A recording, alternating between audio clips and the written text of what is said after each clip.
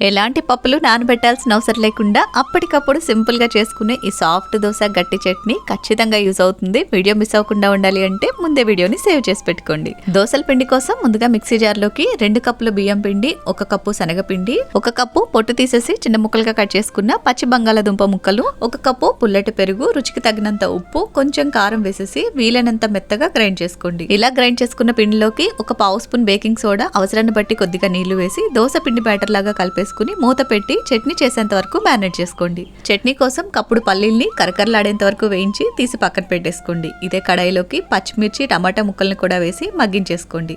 ఇలా మగ్గిన తర్వాత కొంచెం చింతపండు, జీలకర్ర, 2 వెల్లుల్లి రెబ్బలు వేసి కంప్లీట్గా చల్లారిన తర్వాత పల్లీలతో పాటు ఇవి కూడా వేసేసి రుచికి తగ్గట్టుగా ఉప్పు, నీళ్లు వేసేసి ఇలా గట్టి చట్నీ లాగా రుబ్బుకోవాలి. మీకు ఇష్టమైతే తాలింపు వేసుకోండి, నేనైతే వేయట్లేదు. అండ్ దోశ వేసేటప్పుడు నాన్ స్టిక్ కానీ కాస్ట్ ఐరన్ కానీ యూజ్ చేయండి. పెనం బాగా వేడిగా ఉండాలి. నీళ్లు వేసి క్లీన్ చేసిన తర్వాతే దోశ బ్యాటర్ వేసి దోశలాగా స్ప్రెడ్ చేసుకోవాలి.